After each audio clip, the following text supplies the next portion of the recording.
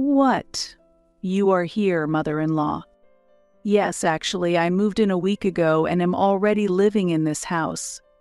I'll be using the room on the second floor that was yours, so you can stay in the storage room on the first floor or in the vacant room on the third floor. What? I haven't heard anything about this. What do you mean? Well, my son, the head of the house, has agreed, so I don't need your approval. Of course, the one who pays the rent has the power to make decisions. What? I doubted my ears for a moment. Is this reality? I struggled to understand why my mother-in-law was living here. It was already stressful having her visit several times a week. I can't imagine living together. Certainly my mother-in-law lives alone and her age must be considered. It might be too late if something happens, and perhaps my husband was worried, but starting to live together without consulting me is unacceptable. Whose house does she think this is? I'm also angry with my husband. I didn't expect to be treated this way. I called my husband to confirm the facts. Hello?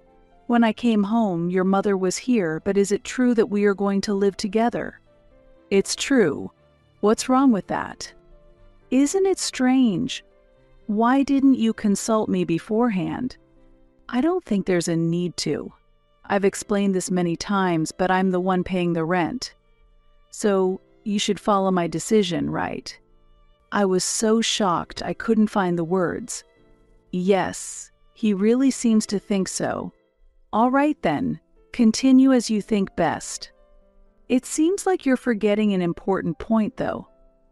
Do you know from whom we're renting this house? I won't let you forget only what's convenient for you. I simply took the suitcase I had brought on my business trip and returned to my parents' house. My name is Olivia, and I am 32 years old. Currently, I work as an engineer at an IT company with a stable income and a fulfilling job that allows me to enjoy my days. Thank you for your hard work. I'll be leaving ahead. Are you leaving already?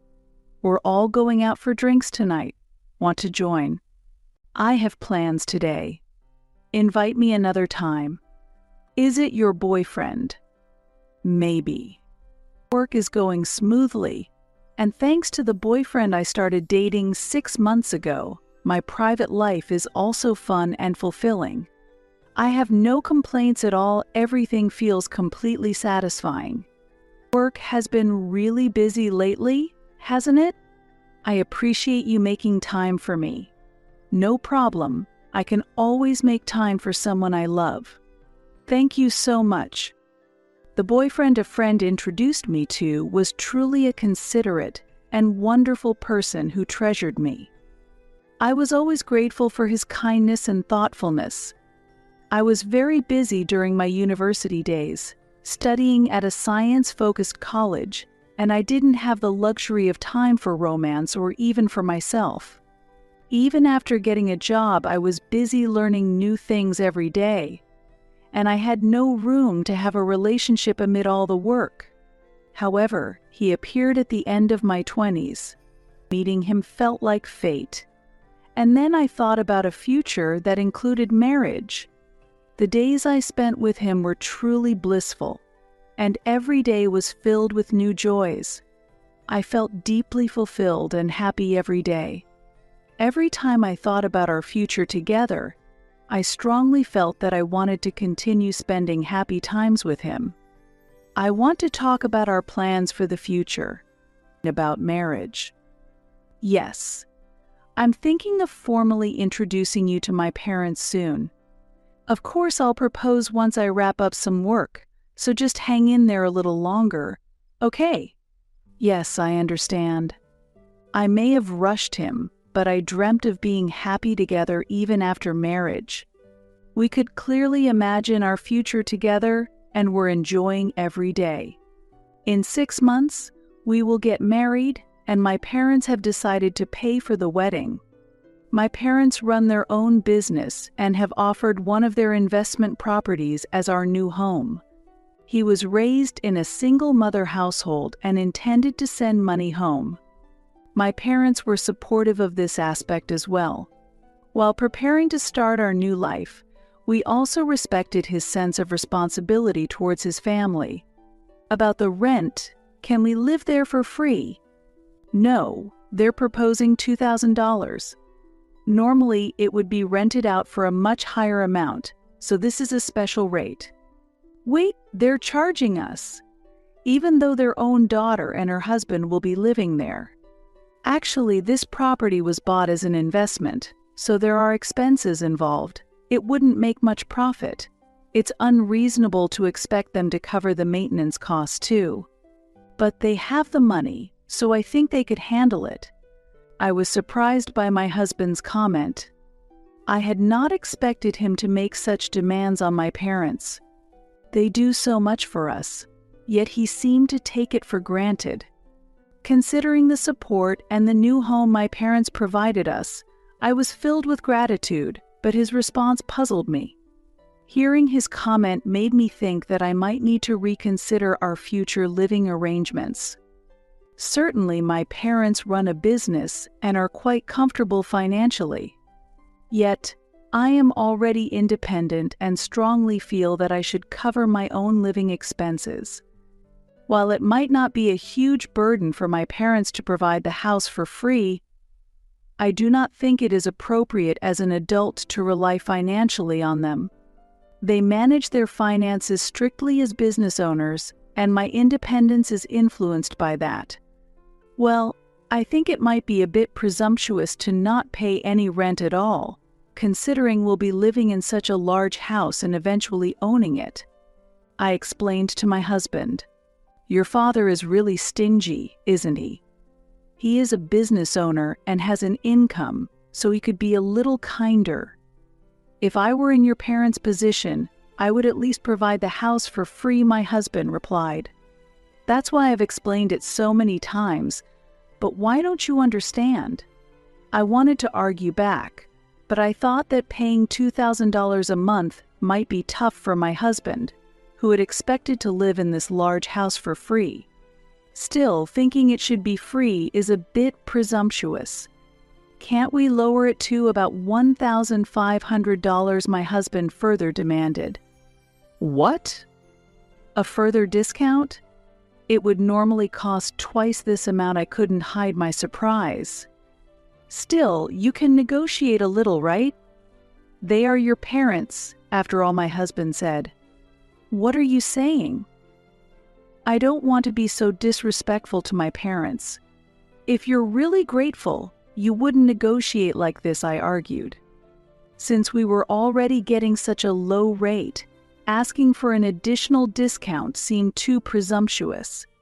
Moreover, if he truly appreciated my parents, he shouldn't be making such unreasonable demands. Through this discussion, I reconfirmed the difference in values between my husband and me. To live together in the future, we need mutual understanding and cooperation. Maybe he lacks a sense of gratitude. Also, my parents have said that we can move any time if we want to, right? If we decide to stay long-term, they mentioned they would transfer the property title to us. Despite my parents being so cooperative, I can't understand my husband's argument at all. How can he be so brazen? His self-centered behavior perfectly reflects the current situation. He thought it would be provided for free, so he feels that paying $2,000 is too much. That's true. But $2,000 is already the lowest price. I could possibly do $1,800, my father answered. Well, more discounts are needed. I firmly stated, if we show this much concession, he should understand, and with the $200 saved, he could send money home, right? His family is a single-mother household, isn't it? My father continued. Yes, I replied. There's no problem, and starting married life does cost money, so don't worry. Just consider your relationship as husband and wife. That's all my father kindly said. Thanks to my father's kindness, I was able to firmly express my opinion to my husband, and he eventually agreed to the rent of $1,800. Since then, we have been living without any major problems. Normally, my husband pays the rent, and I handle the other daily expenses. We bought a family car, and since I pay for the savings from my own money, my husband had more money available to spend.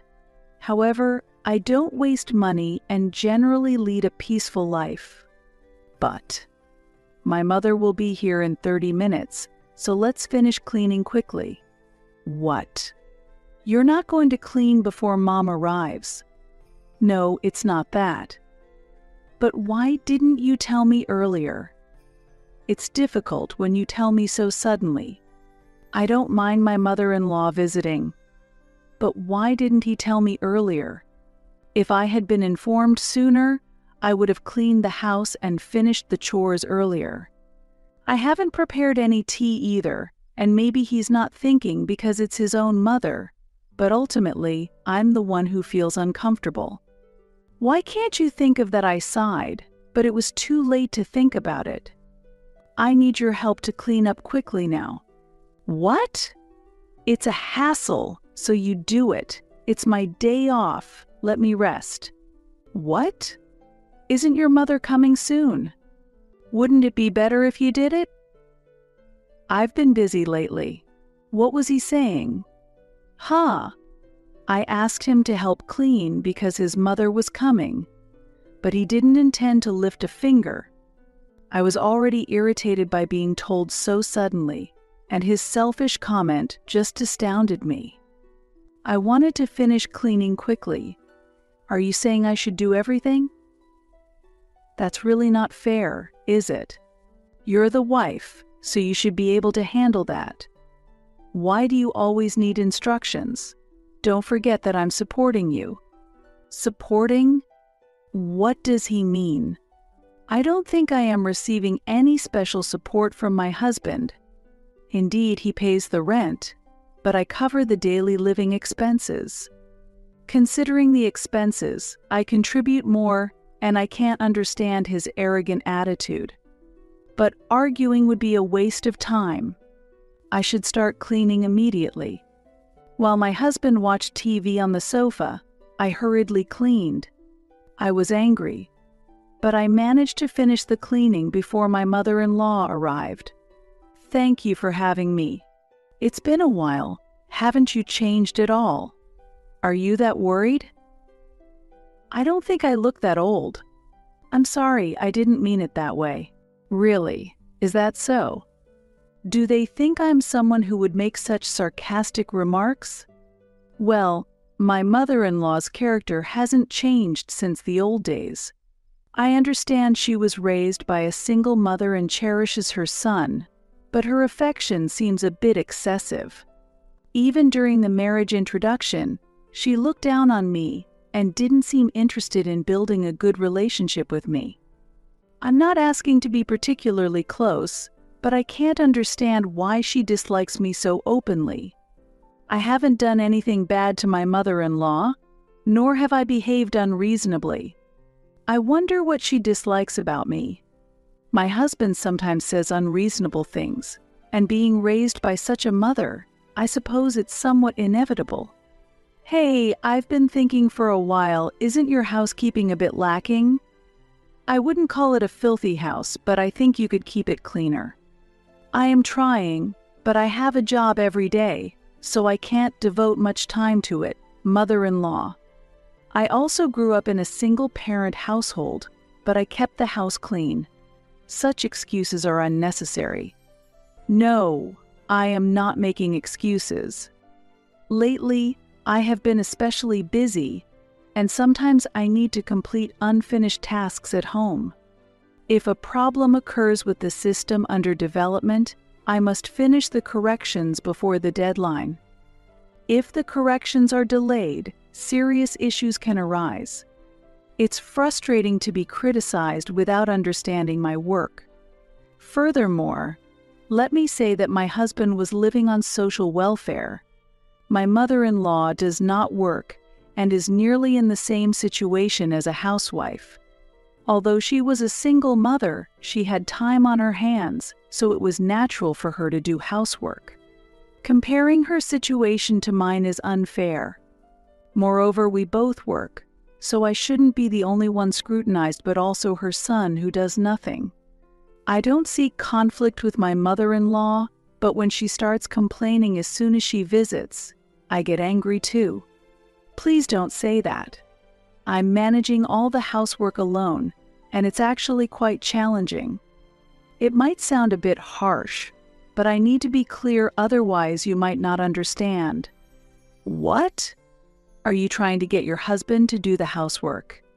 Even if I want him to help, the reality is that he doesn't. You are the wife, so it's natural for you to do the housework. I heard that your husband pays the rent, so you should at least do the housework. Who do you think is the head of this house? How could you get married without understanding such a hierarchy? That's why I was against marriage. What? I was dumbfounded by her words and lost for a response. Please, enough with the jokes. Interfering in someone else's family is unreasonable, but talking to such a person is a waste of time and mental energy. I responded with a yes while leading her to the living room. By the way, shall we have steak today? There's a steakhouse near the station. That sounds great. Let's enjoy some good food for a change. Olivia, we're waiting at home, so could you pick up steaks for everyone as takeout? Please add mashed potatoes and lobster soup for me. Again, I was being used. Moreover, it seemed like they had no intention of pulling out their wallets. They probably planned to make me pay anyway. If I asked them for money, I could already see the complaints coming. Besides, I wanted to get out for a bit and take a walk, so the timing was good. I'm not pleased about treating them to expensive steaks, but there's no point in dwelling on it. With these thoughts, I headed to the steakhouse near the station. When I got home with the steaks, I was greeted with, "You're late. Consider that we've been waiting." Sigh. Not a single word of thanks, just complaints. It's like they're machines that produce complaints. Complaining seems as natural as breathing to them. Finding faults in others is almost admirable in a way. I thought about responding sarcastically, but I controlled my emotions and sat down. We spent the rest of the afternoon idly, and they went out to eat together in the evening. I wasn't invited, and I didn't go. They are truly rude people. When they returned home, they started drinking in the living room, and eventually, my mother-in-law stayed over. We slept in separate rooms, so it wasn't a big problem, but it felt somewhat lacking in common sense. She left the next day, but my weekend was ruined and I felt significant stress. After that, my mother-in-law started visiting almost every week. It's unclear whether she comes to say harsh things to me or to see her beloved son. As a result, I just kept accumulating stress. I have to go on a business trip for a week starting next week, so please take care of things at home. A business trip? Why all of a sudden? There's a presentation for the system we're developing.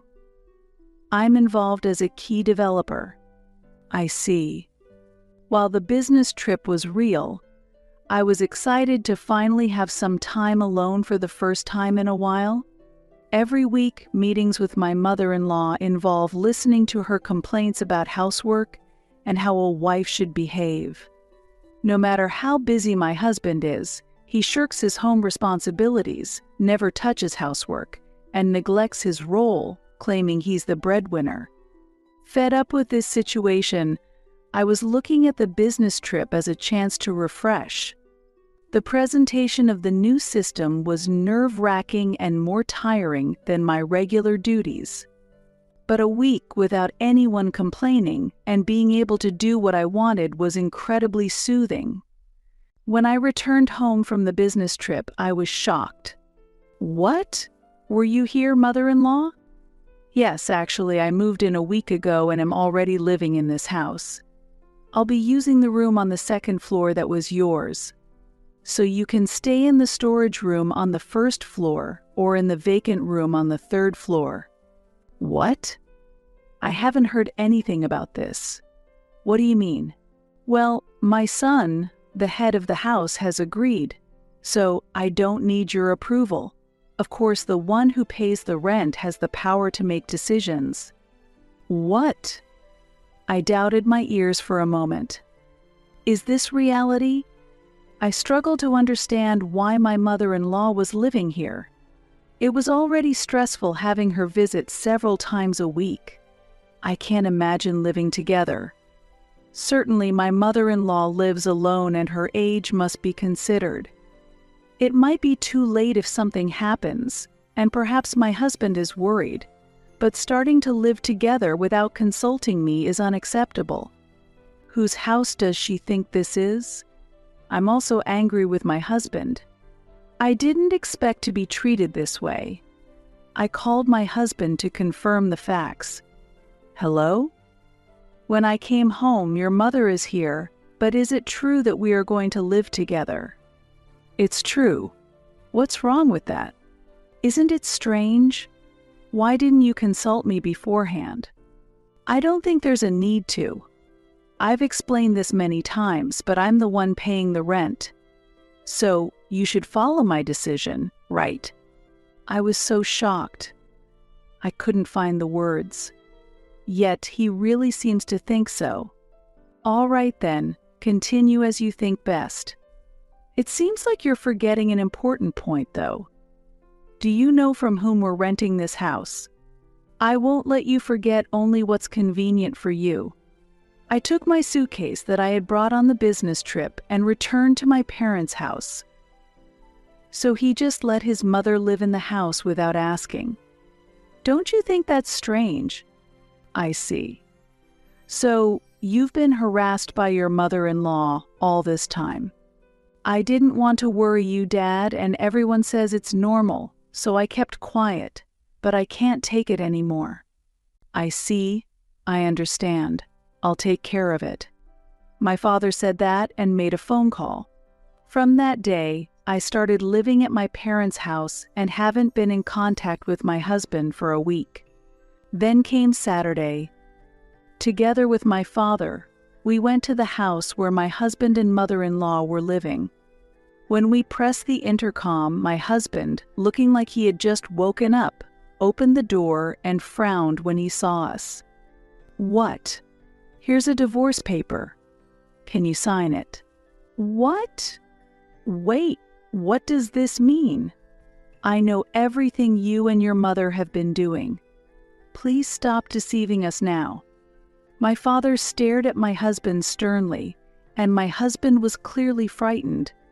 He shrank completely and wouldn't even meet our eyes. However, I continued to speak.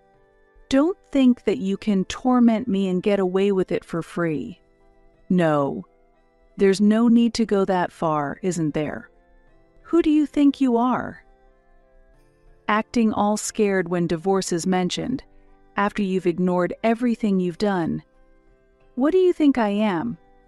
Even I, who am usually calm, exploded with anger due to everything that had built up. My husband must have never expected me to get this angry, but that was proof of how much anger had accumulated. I will certainly listen to my daughter, and from now on you will pay the full rent for this house. There will be no more discounts to a stranger, so be prepared. What? Starting next month, the rent will no longer be $1,800 but $18,000. Do you understand? I've prepared the lease agreement, so after you sign the divorce papers, please sign this too. As we declared this, my husband looked overwhelmed and was unable to say anything. He must have been stunned by the amount of $18,000, but we were serious. You can't just demand such an amount suddenly, it's impossible. Why do you think it's impossible? Well, because there's no formal lease agreement for this house.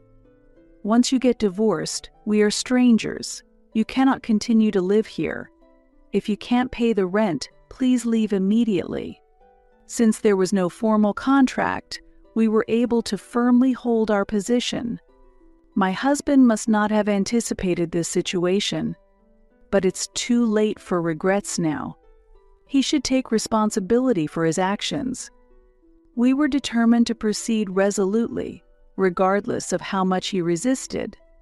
However, sensing the disturbance, my mother-in-law appeared from behind.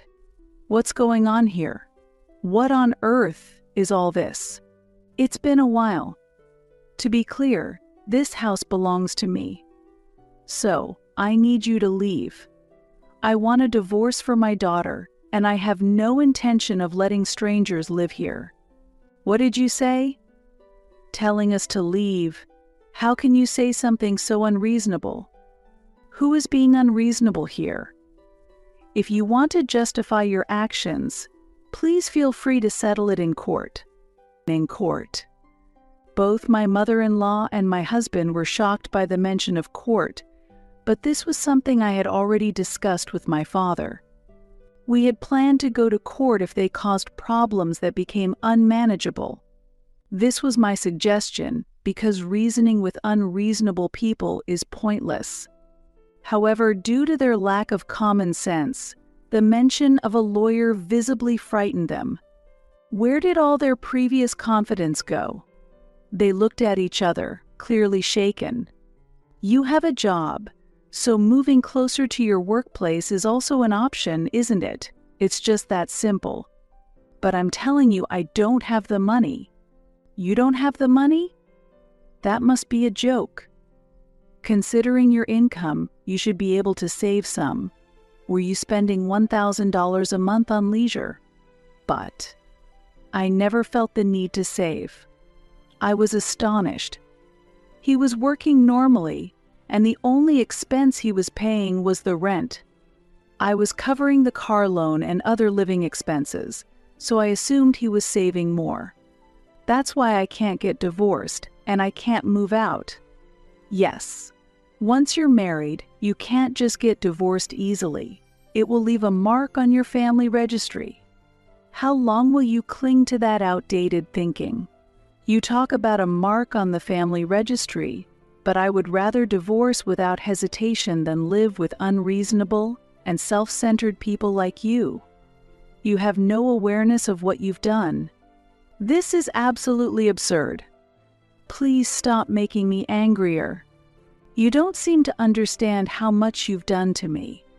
That's why you can say without shame that you don't want a divorce and that you need help because you have no money. To me, that is irrelevant.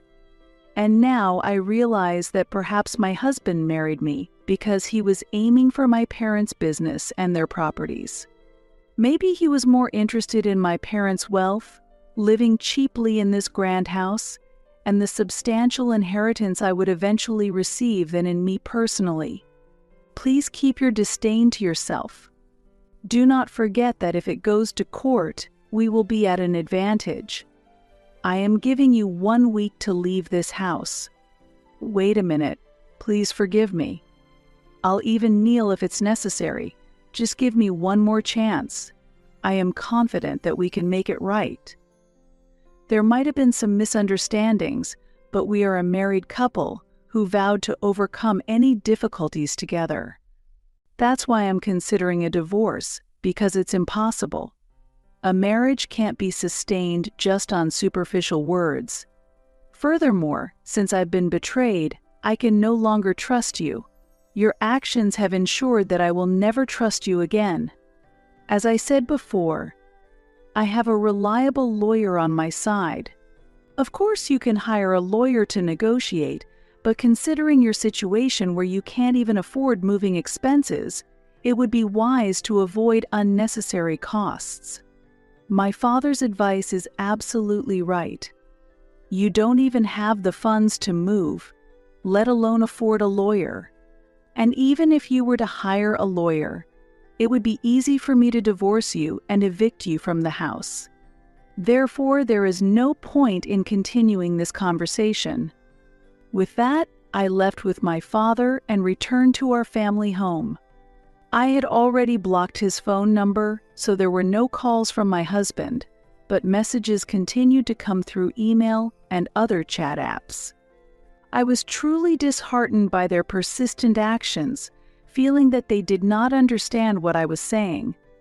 Now I have been consistently ignoring them.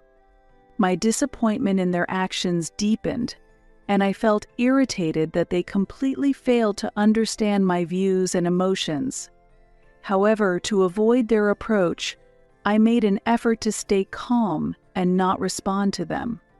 Our demands were clearly communicated, and if they did not comply, we had no choice but to proceed with legal actions.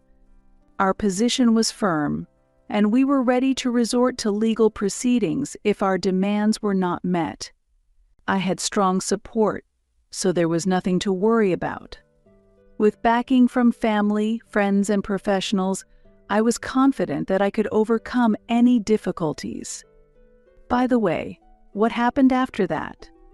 The deadline is tomorrow, so if the divorce and move aren't complete by then, I've told them we'll call the lawyer. And this evening I received a message that they had submitted the divorce papers and were ready to pack up and leave the house. They said they would bring the keys here. That's good. Then I'll handle it. You don't need to meet them face to face, my father assured me. Thank you, Dad, I expressed my gratitude. Thanks to my father handling the key exchange, I was able to avoid meeting them face to face. From what I heard through mutual acquaintances, they are living a difficult life. My mother-in-law, lacking a job and means to make a living, searched for a new place to live with my husband. Initially, they stayed in a cheap hotel. Later, they moved into an apartment without a bath, paying a very low deposit, and began their new life together. However, compared to their previous residence, the quality of the new place is extremely low, so their daily life is filled with stress, and they constantly argue. Well, he has a job, so it might not be such a big problem. It might even seem like a luxurious worry. Apparently, the stress has led to severe spending, and they frequently ask acquaintances for money. Really? Is that true? As a result, they are increasingly distanced by friends, which must be causing them great anxiety about their future life. Financially struggling and also needing to care for his mother, it's unlikely that anyone would consider marrying him. Given his age and his inability to manage money, it will probably be better for everyone around him if he remains unmarried. While I find the situation extremely difficult and sad, I also see it as a perfect opportunity for them to recognize their mistakes and improve their behavior. Since then, I found a place to live on my own and am now enjoying a fulfilling life there. Work is going very well, as I am in charge of major projects, and I feel fulfilled in my job. My relationship with my parents is also very good. I haven't decided whether I would get married again, but for now I am focusing on enjoying my current life. No matter how much money one has, ultimately, relationships with people are the most important. I believe that if you can build healthy, good relationships, you can lead a happy life, even if there are times of financial difficulty. Moving forward, I hope to enrich my life without being confined by money, cherishing the valuable relationships with friends and family.